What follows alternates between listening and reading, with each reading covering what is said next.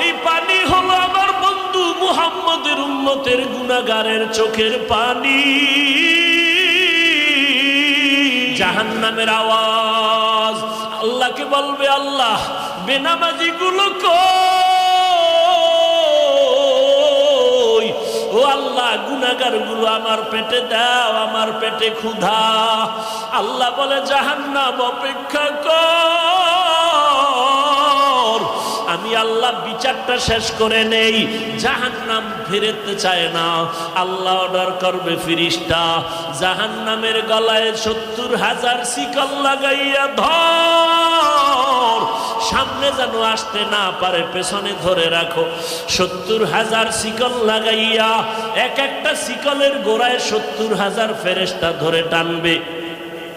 জাহান্নামকে পেছনে ধরে রাখতে পারবে না।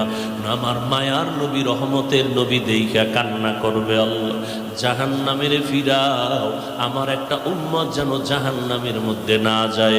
আল্লাহ বলবে, ফেরেশতা এদিকে আয়, একটু পানি দিয়া বলবে জাহান্নামের মধ্যে এটা ছিটাইয়া দিয়া দাও। ফেরেশতারা আল্লাহর হাতে কুদরতের পানিটা নিয়ে যখন দিবে, জাহান্নাম দ্রুত পেছনে দৌড়াইতে থাকবে। ফেরেশতারা বলবে, আল্লাহ ৭০,০০০ শিকল লাগাইয়া যেই জাহান্নামকে ধরে রাখতে পারি না, এমন একটু পানি তুমি দিয়েছো, সাথে সাথে জাহান্নাম দৌড়ায় গেল। এটা